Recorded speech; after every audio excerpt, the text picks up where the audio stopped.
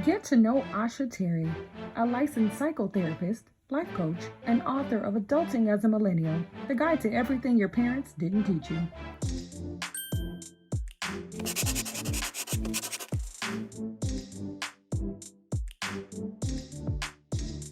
It's another great day at the Chandria Show, and I am so excited to feature Asha Tarry on the Chandria Show today. Welcome to the show. Thank you for having me. Of course, and how are you today? I'm doing great. How are you? Wonderful, thank you. Well, let's dive right on in. You're an author, award-winning community mental health advocate, psychotherapist, and certified life coach. You go, girl. What sparked your affinity for helping other people become the best versions of themselves?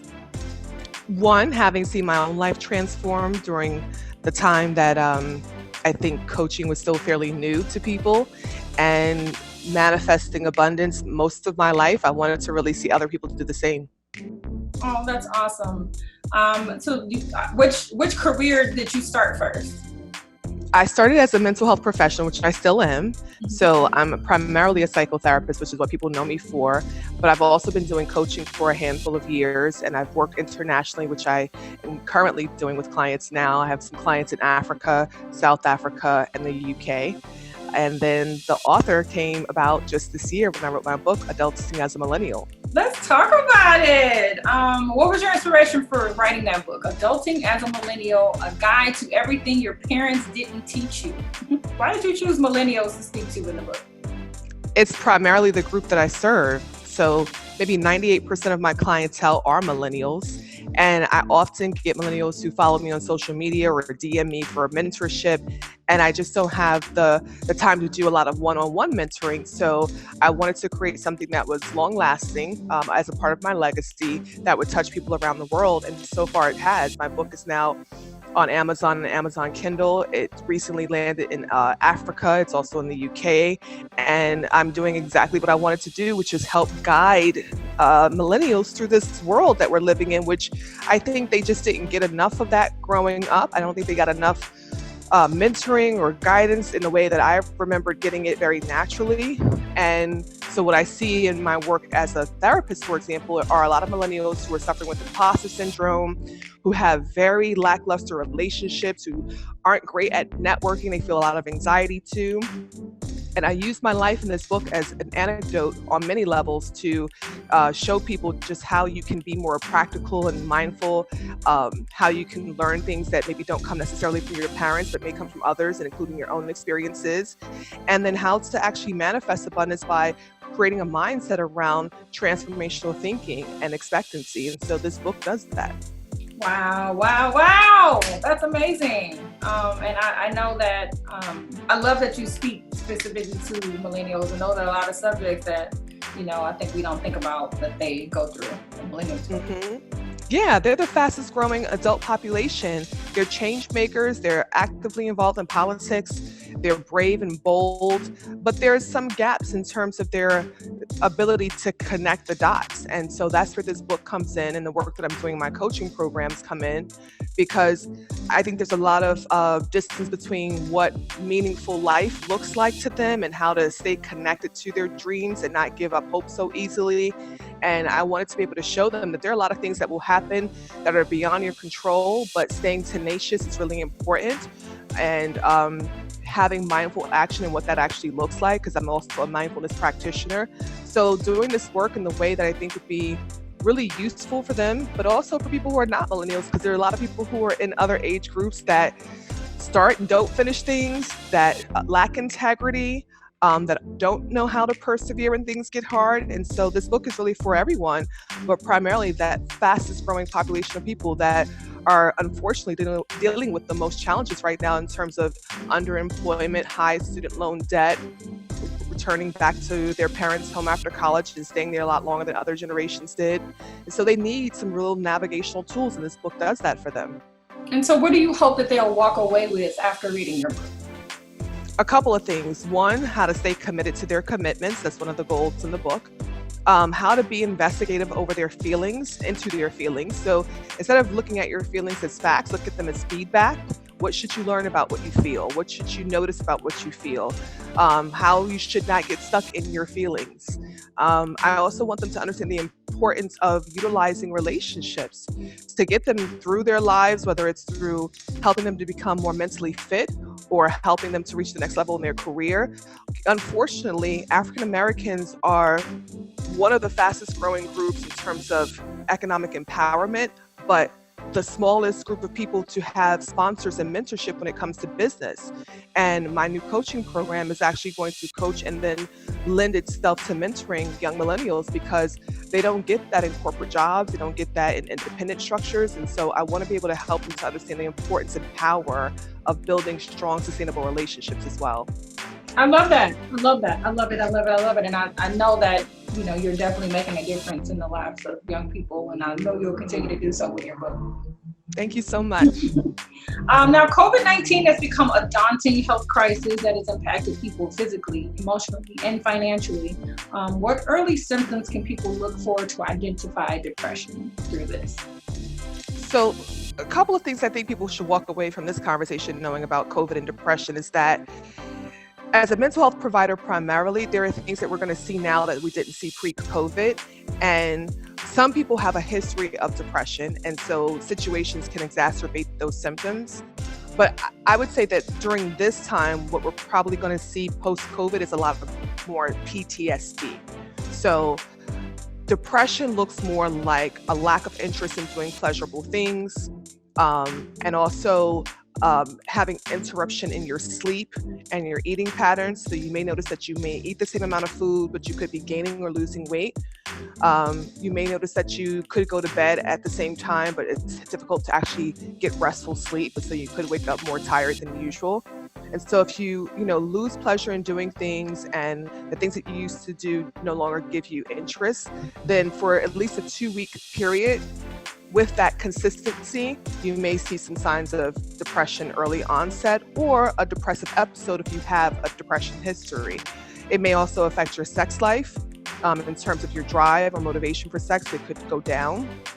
You may notice that you feel a little bit more lethargic than usual. So if you wake up after 8 or 10 hours of sleep, you still could feel very tired. You move through the day maybe a little bit slower than usual.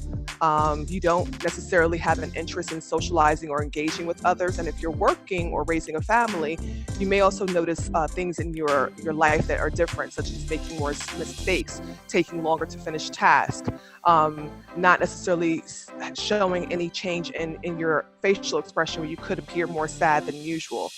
So during these times, if those things are going on, they could be situational, and that's, as a practitioner, what we would look at. Pre-COVID, what were your lifestyle habits? What practices did you have? What kind of hobbies, etc. And then during COVID, what's going on now? So it's going to be hard to determine whether or not this is a clinical depression if someone is experiencing these symptoms now because of the situations that we're in, working from home, schooling from home, or if it's an actual depressive episode, a major depressive episode. Okay, got it. That makes sense. That makes a lot of sense, actually, because you may not know, and it could be easy where those things are happening and you're not really taken into account. If you're losing sleep or maybe you lack motivation, you wouldn't automatically assume that perhaps I am suffering from mild depression. Yeah, it could be some depressive symptoms, and that would be normal during this time. It's also helpful if we have someone else in the family or household that could be a historian during, let's say, an intake with someone new in therapy, if that's the route we were taking, to see if this is also a pattern. But yeah, definitely people can experience some low moods during this time, some high moods during this time. People are experiencing grief, which is mostly what we've seen earlier on, a loss of normalcy to their lifestyles, to doing, what they want more freely. So it's a fine line between, is it grief that we're seeing, and does that wear off because grief has no timeline, or if it's a mild or moderate depression. And so some of those symptoms from eating, sleeping habits, and loss of interest and pleasure in doing things are some of the notable signs. Well, let's talk about it from an angle of a negative mindset, because it could just be maybe a lot of chaos in your life right now. So like you said, it could be an isolated, time, an isolated period of depression rather than just full on depression. So, how do you encourage people to be positive during such a difficult time in the world? Well, I'm a mindfulness practitioner, so mindfulness doesn't necessarily encourage or discourage people from what they're feeling. It witnesses what people are feeling. So, what would be slightly different in terms of positive mindset versus noticing what you feel is that a positive mindset says to affirm that there are things that you can say or claim to be true about what you're doing, how you feel, or what you want to experience. And those things do matter. So, affirmations are important. However, mindfulness has a different approach where it says acknowledge or notice what's going on. Notice what's happening through you in terms of your emotions, what you're doing with those emotions. Notice what's happening in your environment. Notice what other things that you may be listening to or watching. So when this first began, this crisis that we're talking about, a lot of people were more anxious because they didn't know when they would return to work. They didn't know if they would be able to keep their jobs. If they did, they didn't know if there would be safety precautions in place to keep them from getting sick. And so people were very excited about what next steps to take and when would things go back to normalcy. And so we saw a lot of highs and a lot of angst around all of these uncertain times. And so one of the things I had to do, especially in the media, was to educate people about the importance of monitoring what you listen to and what you watch. Because a lot of times that impacts how we feel and how we navigate the lives that we live. So if you're listening to or watching a lot of news that's very traumatizing or frightening, then that might be creating some of the negative mood that you're in. That might be creating some of the negative thinking that you have. But if you are also watching that, then you can become more conscious about what to do with that. So you may just want to listen to the news once a day, or listen to the news in the morning and then again in the evening for 15-minute intervals, as opposed to all day long on a loop. That may have a positive impact on how you then feel. If you're going to sleep on the news and you wake up feeling really grouchy or grumpy, or you're worried and you're having nightmares during your sleep, then of course maybe you shouldn't watch the news at nighttime. So a lot of what we're seeing could be impacted by what we're noticing in our environment and how it's doing something to the way that we feel. So the mind should just be observed so that you could be more conscious about what to do about it. Because some people do want to be tuned in, and that's great, but tuning in with maybe some parameters. And then you may say, okay, now I feel better, so I can do something more about it. And then you may get to a place where you feel a little bit more positive. But I don't expect that people are going to have this positive, highlighted attitude in a time that's a pandemic. I expect that people are going to feel a lot of different things, and that's completely okay. Well, I love that you're saying to identify how you feel and why you feel it, and then do what you can to maybe limit some of those reactions. So I think that's excellent.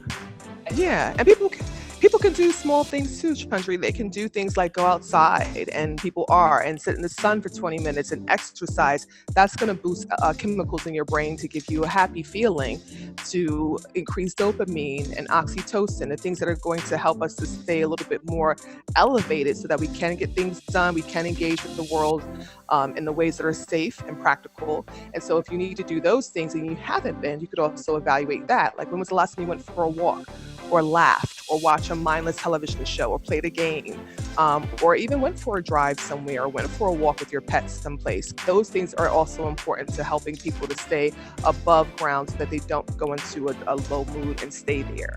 I love it. That's excellent. It's really excellent. And you're also a certified life coach.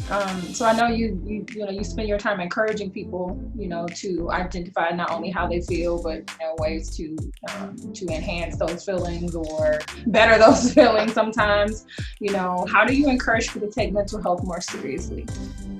So my life coaching work is really centered around mental fitness, which is a slightly different way of looking at things, and also developing a life that they want to live by design. And so I really believe that we have the power to change our lives. I've done it myself. I've been coached by people who've done it themselves. I do this work with people who really feel like they should be living a life that is magical and fulfilling and wondrous. And for me, that starts with getting your mind together. That starts with, being present, but also looking at how do you think? What's the pattern of thinking? Is it typically negative? Is it complaining? Is it procrastinative? What are the ways in which you think about how you structure your life, how you show up in your life, how you show up in your relationships? So mental fitness looks like becoming more resilient, becoming a little bit more resistant to criticism, because people are going to criticize your work. You need to have an ability to take positive criticism so that you could make that constructive and use it as leverage to hone your business or hone your skills in some way if you're creating something that you want to leave a lasting impression on.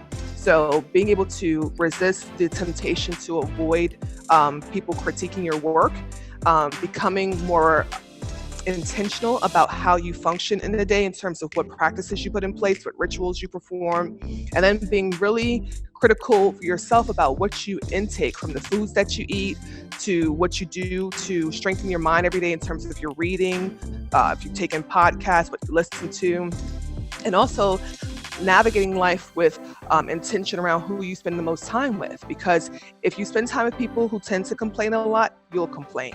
If you spend time with people who wastefully spend money, you'll wastefully spend money. If you spend time with people who frown on new ideas and things that you want to do, and they judge other people and they're not happy, it's going to rub off on you. So you may have to then look at not spending so much time with those people, or closing your circle in a little bit more. So mental fitness is really the beginning of what I do with my coaching work, to get to strengthen people's mindsets and start practicing some ritualistic things every day, and then helping them to define for themselves, what kind of life do you want to live? Do you want to do philanthropic work? What would that look like? What are you passionate about? And passion, really, which I think gets confused, is like, what wakes you up every day that you would do even if no one paid you to do it? You know, what drives you and why to do this every single day in the way that you know you could do it specially? So having a passion about something will give you purpose for getting out of bed every morning, will have you doing things that bring you joy, but also doing things that you may not love, but you know it's going to benefit you in the long run. So I help people to define what that looks like, deciding for yourself what kind of money you want to make. A lot of women don't want to talk about money, and that's a problem, because money makes the world go round. We need to understand the power of money. Money can help us to do more things for other people in the world. So think about what kind of money you want to earn. What kind of lifestyle would your life look like if you were making a certain income, if you were healthy in doing that every day? Who would you be talking to? What would you be talking about? And so that's really where it starts, and everything else comes out from there. You know, what you think and then how you feel sometimes about it, in terms of, you know, whether you feel good or not one day. Just being purpose in what you do will drive you every single day, whether you love to get out of bed every day or not. And then making sure that there's some meaning for why you're doing what you're doing. Is it just to serve you, or is it going to serve other people and bring people together and help people to get out of their rut? And so I want to work with people that are very clear about that, because when you're clear about doing something that makes the world better, you'll feel much better doing it yourself. Absolutely. I'm curious. I mean, you offer so much insight and ways for other people to become the best version of themselves. But how do you decompress from it all personally?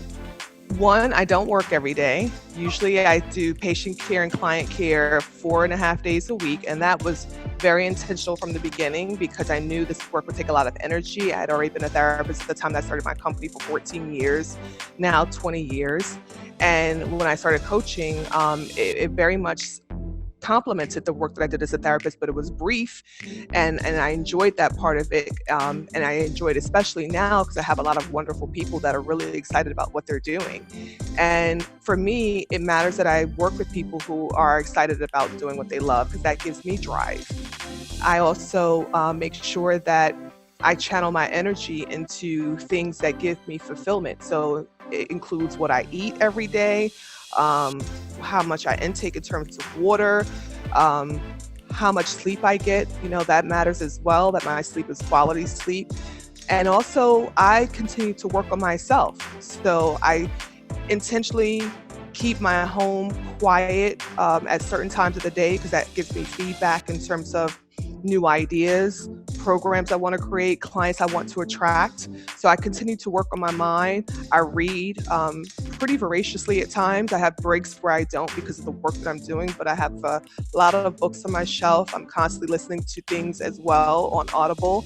And I have a very narrow circle of people that I spend time with. That group is intentionally small, because there are a lot of people who pull from me. And so I'm very practical about where I put my time and focus.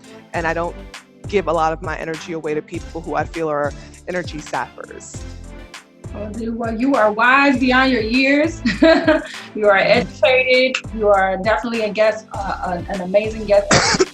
I want to thank you so much, Asha, for your time today. If anyone is interested in connecting with you professionally or following your journey online, what's the best way to connect with you? So go to my website where you can find everything, including the book. It's www.lifecoachasha.com. And you can talk to me every day on Instagram. I'm there, as well as on LinkedIn, where I professionally network with people. But you can, subscribe to my blog via the website, which is really helpful for people to vet me. And you can book me there, as well as you can get the book on Amazon from there too. Fantastic. Well, I wish you nothing but the very best. Please stay safe. And of course, you'll always be productive during quarantine. You take care.